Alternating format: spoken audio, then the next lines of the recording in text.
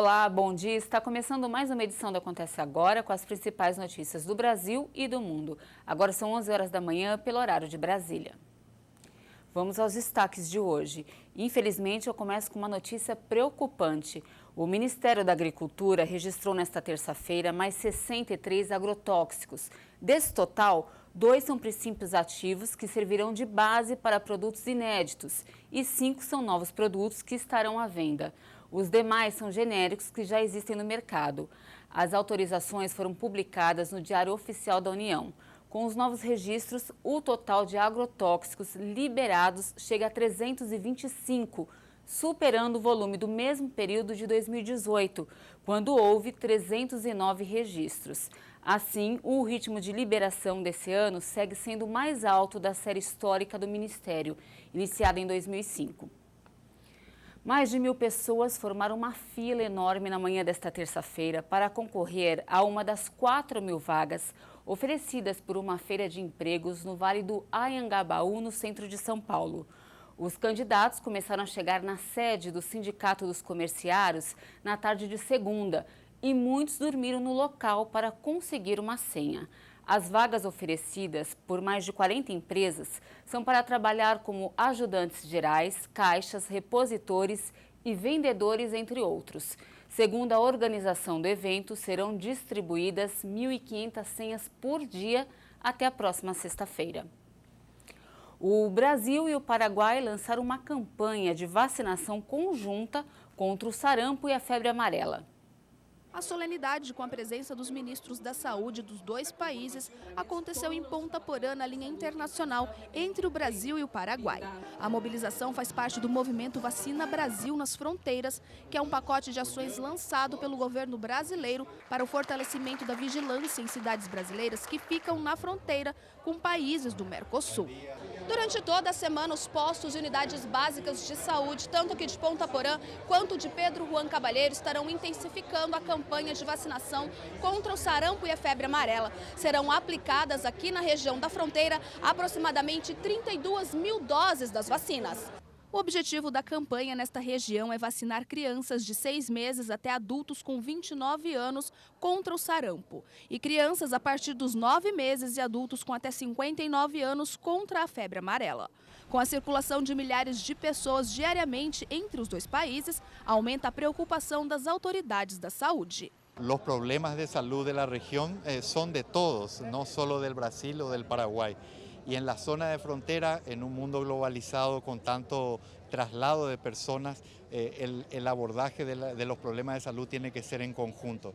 Nos últimos 90 dias foram confirmados no Brasil mais de 3.300 casos de sarampo em 16 estados, com 4 mortes, sendo 3 de crianças com menos de 1 ano de idade.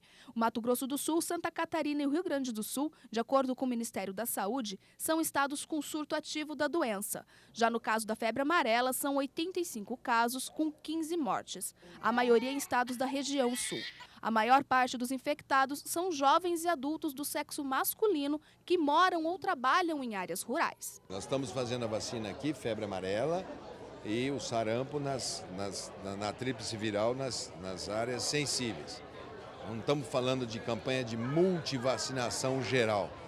Nós vamos fazer sempre focado nos públicos-alvo. Esse aqui é fronteira hoje. Daqui a 30 dias, mais ou menos, aí nós vamos fazer um reforço da vacinação brasileira.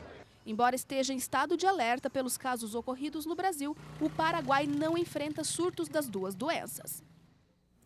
As novas regras para tirar a Carteira Nacional de Habilitação começaram a valer nesta segunda-feira. Entre as principais mudanças adotadas pelo Conselho Nacional de Trânsito estão a redução de 25 para 20 horas de aulas obrigatórias e também a opção de não utilizar os simuladores de direção. Essas alterações valem para quem quiser a licença de direção na categoria B, para conduzir carros de pequeno e médio portes. A medida foi adotada para reduzir a burocracia. Essas mudanças ainda não valem para todo o Brasil. No destaque internacional, pelo menos 8 pessoas ficaram feridas nesta terça-feira após um trem sair dos trilhos em Hong Kong. O acidente aconteceu em um horário de grande movimento no país. Um trem de passageiros descarrilou nesta terça-feira no horário de rush em Hong Kong e o incidente deixou feridos.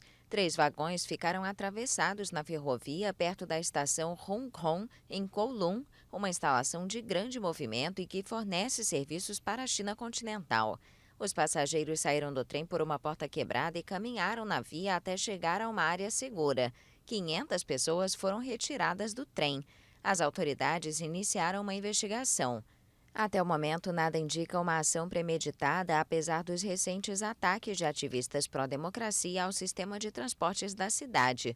A empresa ferroviária MTR Corporation foi alvo dos manifestantes depois que se negou a entregar gravações das câmeras de segurança no mês passado, que mostrariam policiais agredindo ativistas e passageiros em um trem subterrâneo.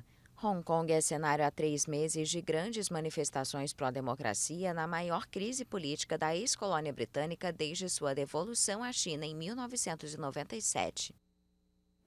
Para encerrar, cerca de 70 milhões de pessoas no mundo têm glaucoma. E em 2040, esse número pode subir para 112 milhões. O glaucoma é a principal causa de cegueira irreversível. Não tem cura, apenas controle, mas uma técnica com o uso de laser promete resultados mais eficazes. Vamos conferir na reportagem. A dona Maria sentiu os primeiros sintomas do glaucoma há 15 anos e acabou perdendo a visão do olho direito depois de uma cirurgia de catarata. Daqui para lá, quase nada, né? Tô vendo. Muito pouco, pouquíssimo minha visão. O glaucoma é uma doença ocular causada por uma alteração na pressão interna do olho. Leva à perda gradativa e irreversível da visão. Quando o nível de pressão dentro do olho fica acima do normal, danifica as fibras do nervo óptico. Com a evolução do glaucoma, o campo de visão vai diminuindo. E isso acontece de uma forma progressiva e de fora para dentro. Então, o paciente vai perdendo e vai tendo um campo de visão tubular. Ou seja, muitas vezes o paciente não sabe que tem glaucoma porque a sua visão central é de 100%. Ou seja, quando eu estou olhando para você através de um cone, eu estou vendo 100%.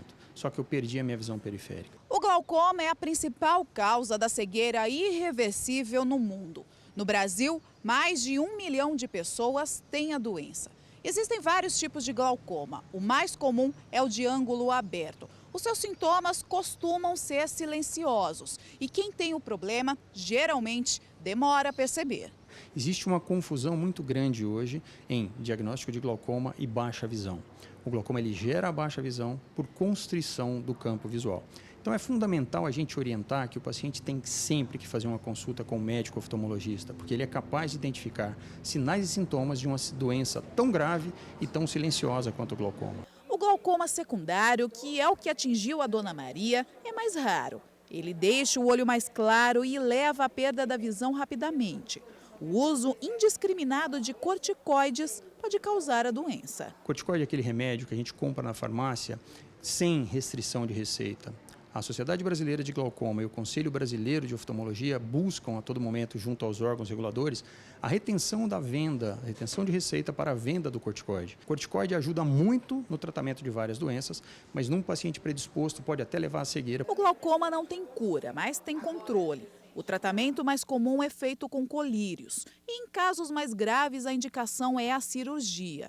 E também existe a técnica com laser, que é uma tecnologia mais avançada e que pode ser eficaz no tratamento da doença. O laser ajuda em uma grande parcela.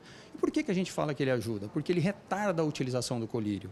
Se eu consigo utilizar um laser em um determinado paciente bem indicado e bem qualificado para aquela situação, eu consigo deixar o início do tratamento com o colírio um pouquinho mais para frente. Eu consigo, talvez, deixar esse paciente entre 1, quem sabe, até 2 anos sem utilizar a medicação. O procedimento ainda não é oferecido pelo SUS, mas a Sociedade Brasileira de Glaucoma e o Conselho Brasileiro de Oftalmologia querem incorporar o laser ao tratamento da doença.